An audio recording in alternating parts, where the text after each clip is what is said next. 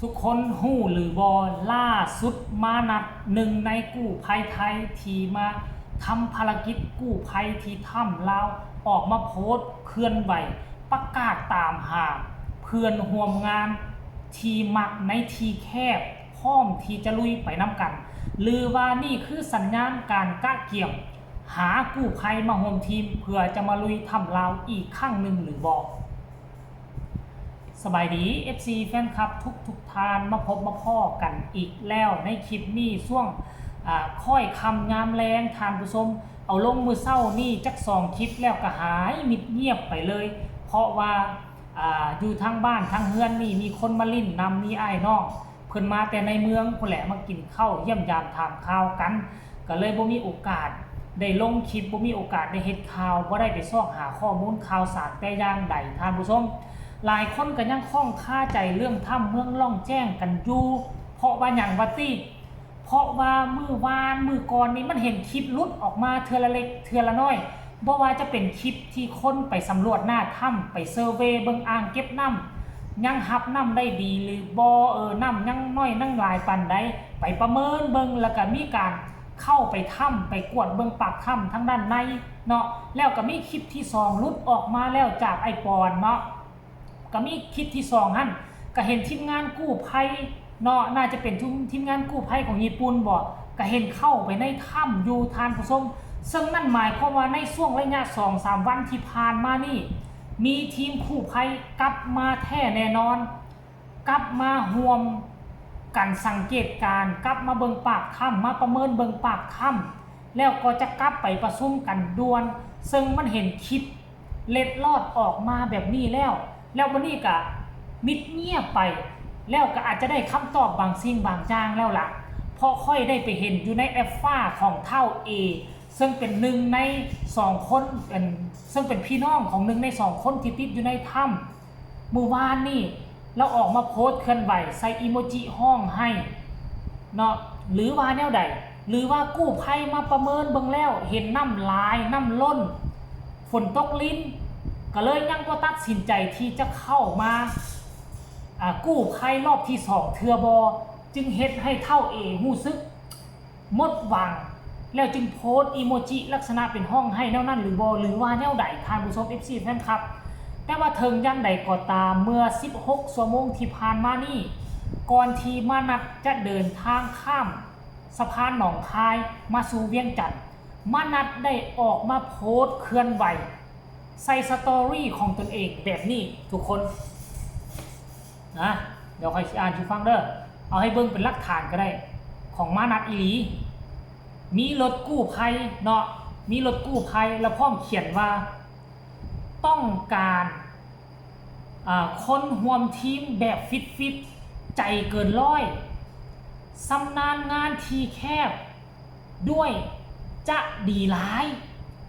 ส่งประโยคสั้นๆบอกว่าแฮชแท็กภารกิจลับ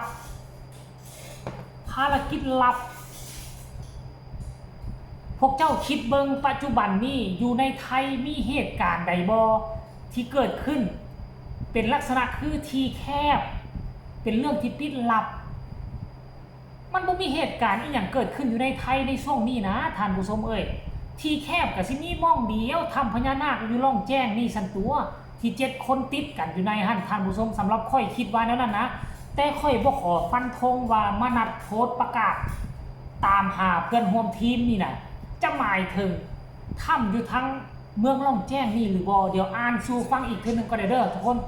อ่านสู่ฟังอีกครั้งนึงเด้อต้องการคนร่วมทีมแบบฟิตใจเกินร้อยสำนาญงานทีแคบด้วยจะดีหลายแฮชแท็กภารกิจลับมองใดว่าภารกิจแคบถ้ำหลวงนี่ก็เป็นถ้ำใหญ่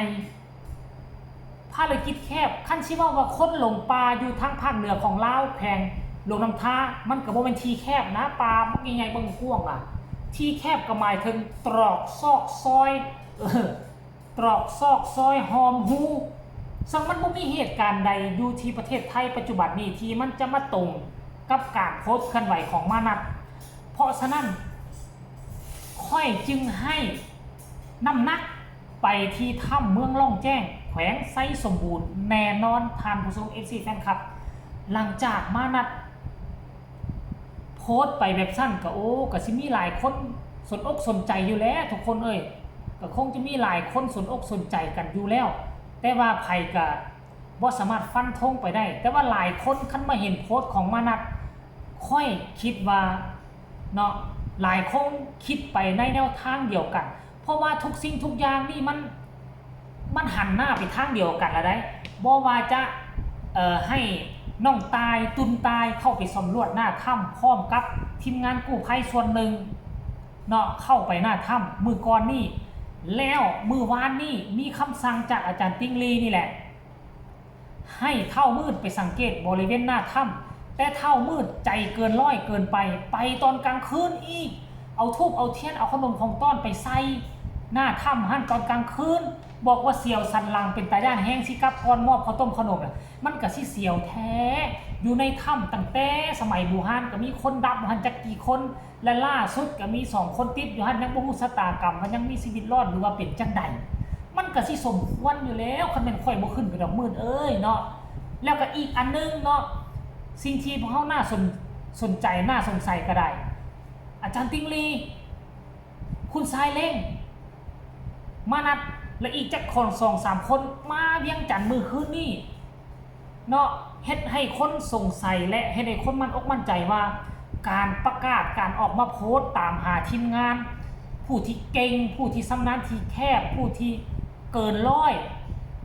ประกาศหาทีมงานนี่นะท่านผู้ชมบ่ว่าจะลาวและไทยน่ะสามารถเข้าไปร่วมได้นั่นหมายความว่าข้าเจ้ากำลังห้างหากะเกี่ยมกันอยู่ที่จะมาบุกทำล่องแจ้งอีกคนหนึ่งครั้งนี้เนาะท่านผู้ชมเป้าหมายของเขาอาจจะบ่มาเพียงแต่เอาอุปกรณ์กลับคืนอาจจะต้องตามหา2คนให้ได้เนาะถึงว่าจะตามหาบ่ได้ตอนมีชีวิตก็จะตามหาให้มันพบเนาะให้มันพบโครงสร้างก็ยังดีท่านผู้ชมเพราะว่าค่อยเห็นโพสต์นึงเป็นพี่น้องชาวไทยนี่บอกทีมงานกู้ภัยลาวไทยบอกกำลังประชุมกันอยู่ที่แคมป์โคงน่าจะเป็นอยู่ทั้งหนองคายมันอาจจะเกี่ยวข้องกันกับการกะเกี่ยมภารกิจลับที่จะกลับเข้ามากู้เอาเครื่องอยู่ที่เมืองล่องแจ้งแขวงไส้สมบูรณ์นั่นแหละท่านผู้ชมเอาสำหรับ FC แฟนคลับพี่น้องชาวลาวชาวไทยผู้ที่คอยฟังข่าวข้อมูลข่าวสารตัวนี้พวกเจ้าเห็นคลิปนี้เห็นข่าวนี้แล้วพวกเจ้ารู้สึกแนวใดการที่มานัดออกมาโพสต์ประกาศตามหาเพื่อนร่วมทีมใจกล้าเกินร้อยบ่ย่านในทีแคบสำนานในทีแคบพวกเจ้าคิดว่าข้าเจ้าเกียมจะเอาไปภารกิจโตใดกด1มาคันว่าภารกิจล่องแจ้งกด2ว่าภารกิจอยู่ในเขตประเทศไทยท่านผู้ชมสำหรับคลิปนี้ก็ขอฝากเอาไว้สำนี้ก็แล้วกันขอลาท่านผู้ชมไปก่อนพบกันใหม่ในคลิปหน้าสบายดี